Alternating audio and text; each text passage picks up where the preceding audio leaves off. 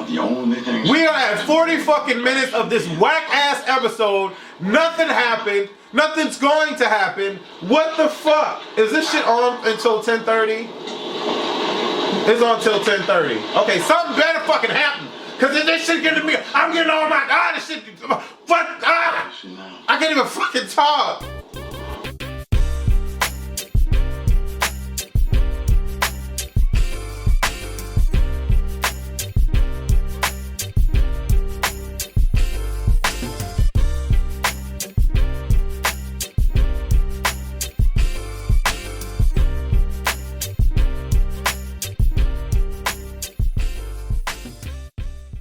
What's going on, world? I'm Wesley from A Connection TV, the network, the one channel on YouTube where we actually adopt similar connections despite our differences, and I'm here to talk to you about Empire Season 3, Episode 8, The Unkindest Cut.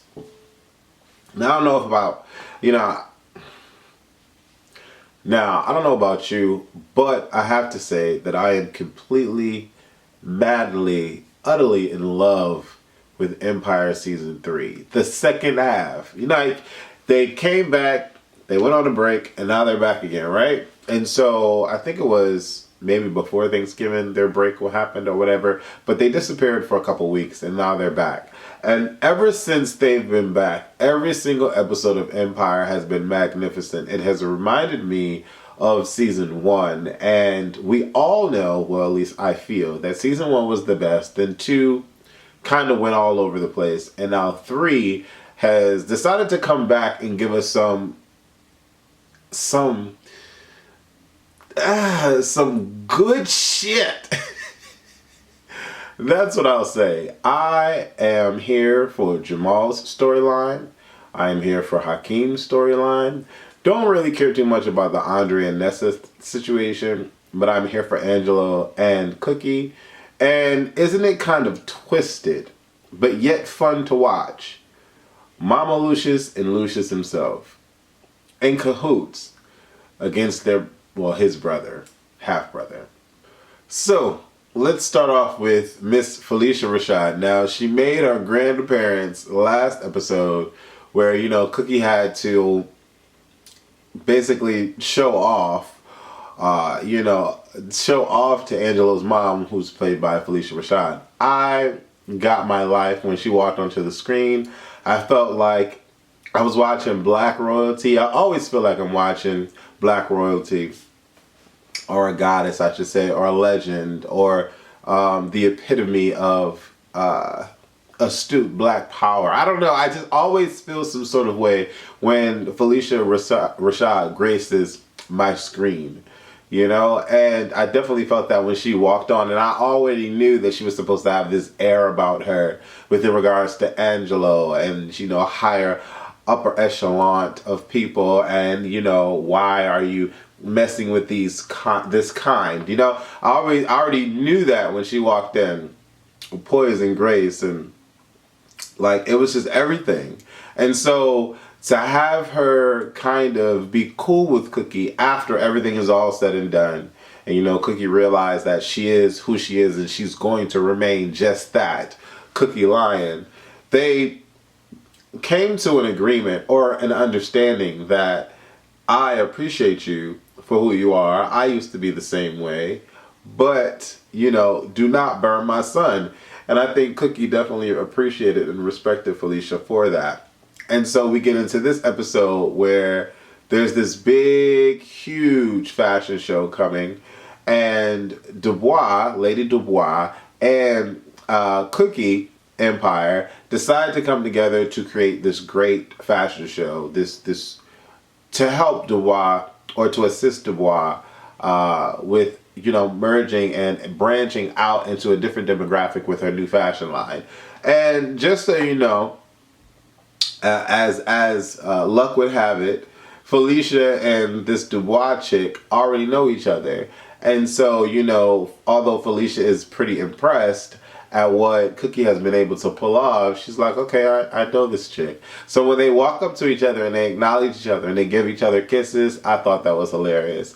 Miss Soraya, shout out to Soraya for performing in the Divas VH1 special. Great job. She's out on stage killing it, and I like the fringe foil curtain dress that she had with the poofy hair. I don't know. I would have, no, actually I like the curly poofy hair. I always think that girls look better in curls for some reason. Is that just me or is that you too? I don't know. Can we adopt that similar connection despite our differences? Maybe, maybe not. So we move right along into where the drama is going to happen with this episode, Nessa. I don't really like her.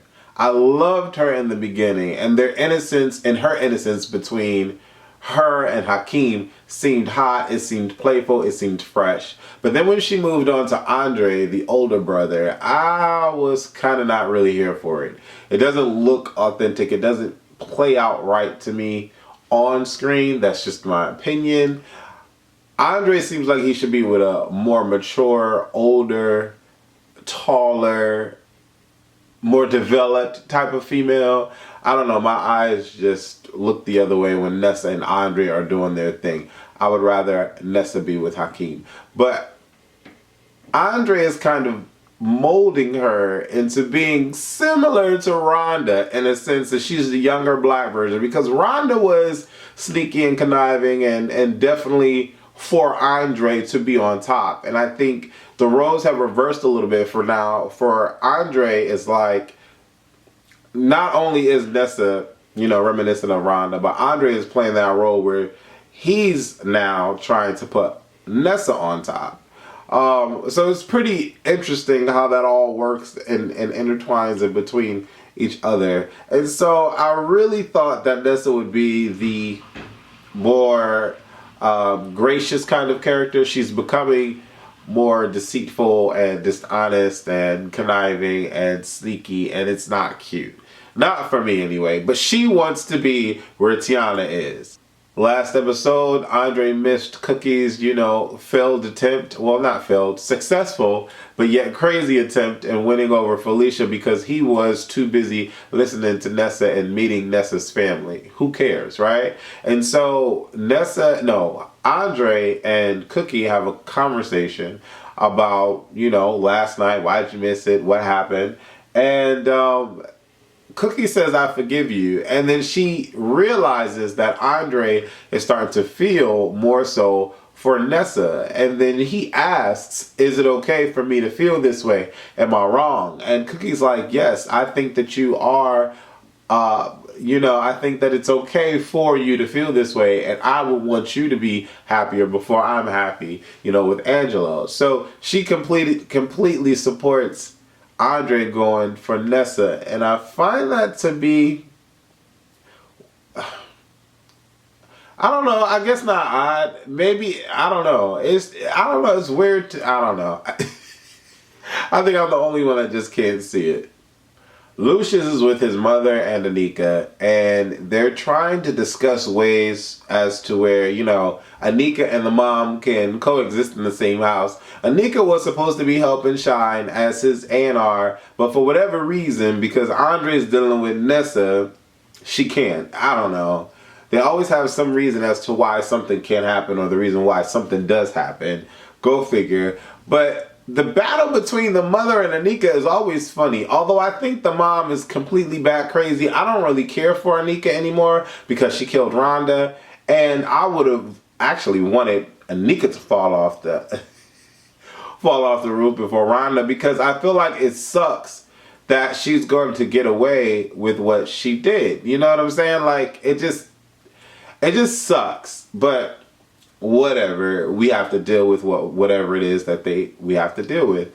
But obviously the half brother, the cop, is hell bent on trying to get Lucius. There's always in every season someone trying to rain on the Empire's parade and get Lucius. I think this kind of storytelling is getting played. Well, it has been played for a minute now.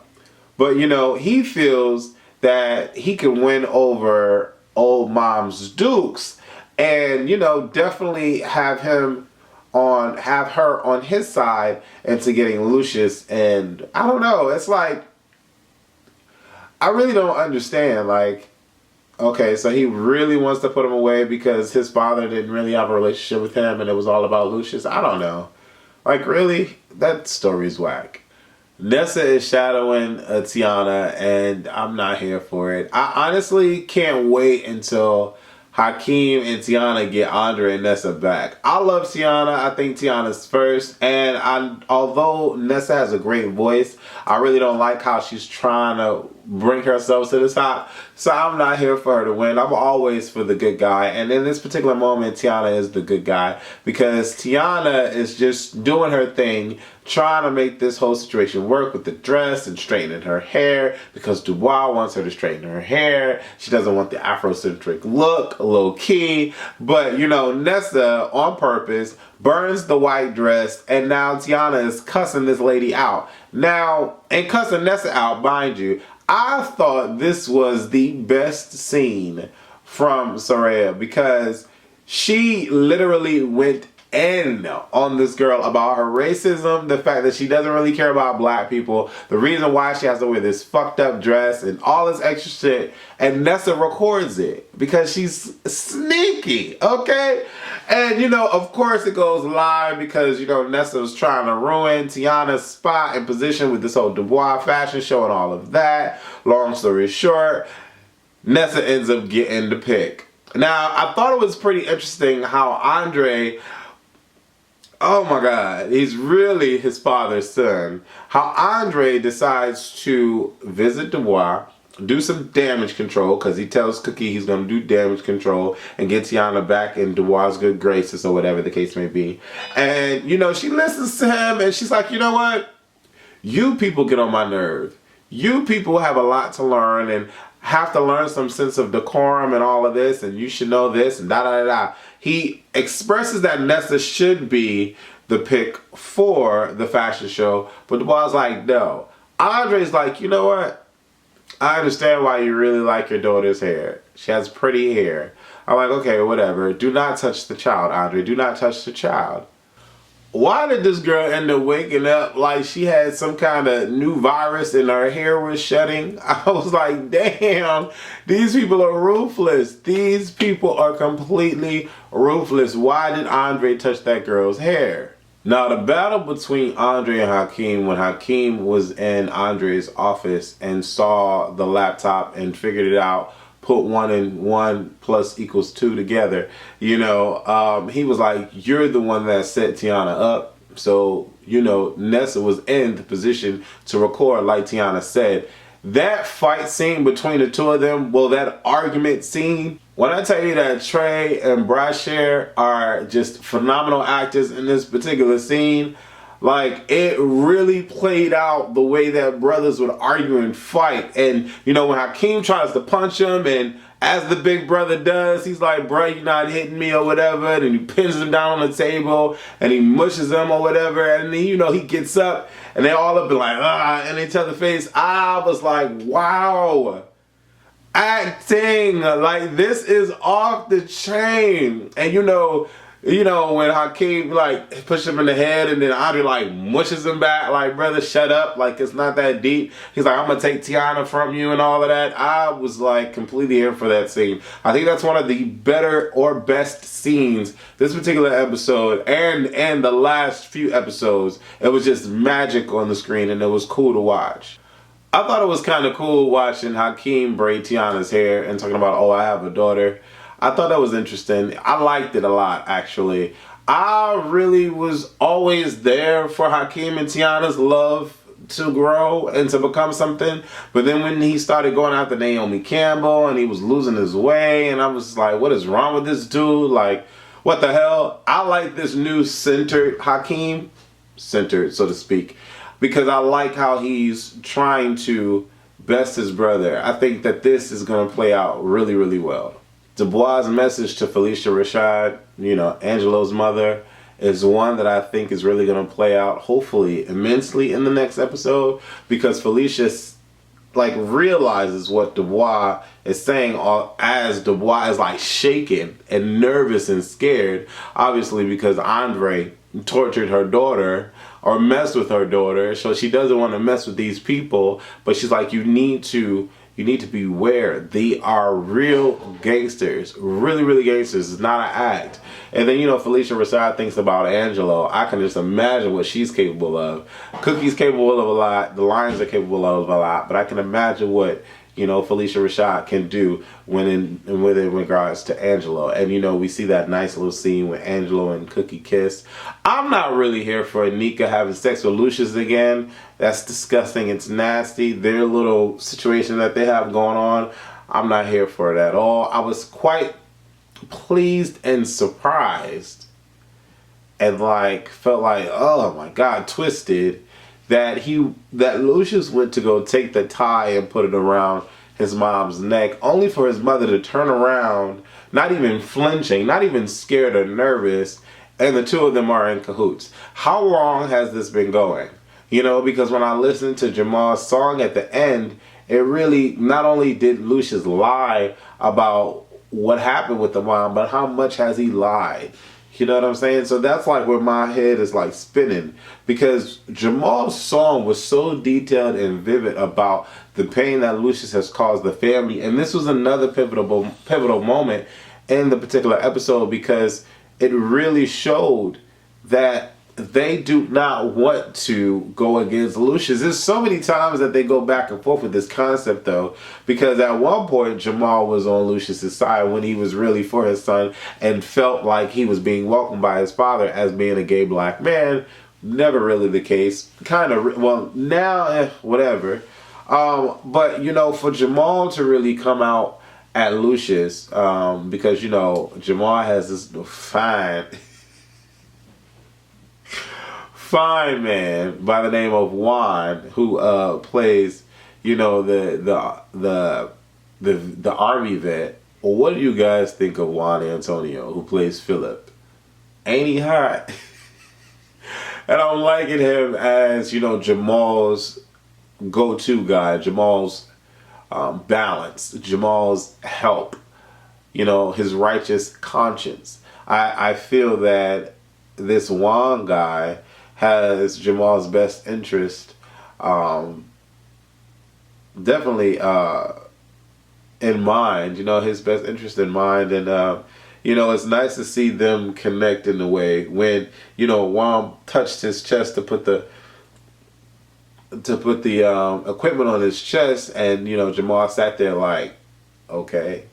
Shout out to everybody that has a VR set for their Samsung or whatever device that you have out there, whether it's PS4 Pro or whatever, because I have a VR set for my Samsung and it is off the freaking hook. When Jamal put the VR set on and was immersed by the crowd and the audience, and he felt like it was so real and it was so close, that is exactly what the VR set does. I used my roommate's McGrady's last night, and I was floored. There's this like movie theater that you can sit in and you can watch movies in. And I actually got mine today, and I was doing the Netflix. So I was watching Netflix, and it had me sitting down in this nice ass living room. And it's funny because you can look around, you know, and then they have this Jurassic Park one. I'm giddy right now. I'm a nerd. They have this Jurassic Park one where this Bronchiosaurus, I think it's a Bronchiosaurus, is laying down asleep. And he picks his neck up and he goes towards you and he's looking right at your freaking face. It's so insane. So watching Jamal do this tonight was funny because I had just got my VR set today, and so it was like deja vu, you know. And so for Philip to tell Jamal that the reason why his PTSD is in full effect and it only happens when dealing with Lucius. And so when he realizes this towards the tail end and he writes this song about his father, and he tries to go at him, and the family doesn't have his back, I was kind of like, okay, really? But then they drop a bomb on us, right? They drop another bomb on us, and Lucius tells the world that Cookie is the one that put the hit on Frida's father. What? We just knew it was Lucius. That's all. We knew it was Lucius. But Cookie did it, and Jamal can't fathom, like, are you serious?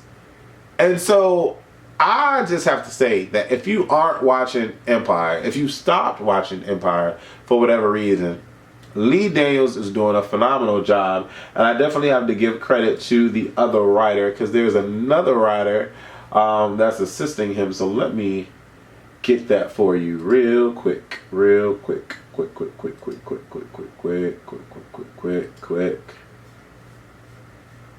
Danny Strong.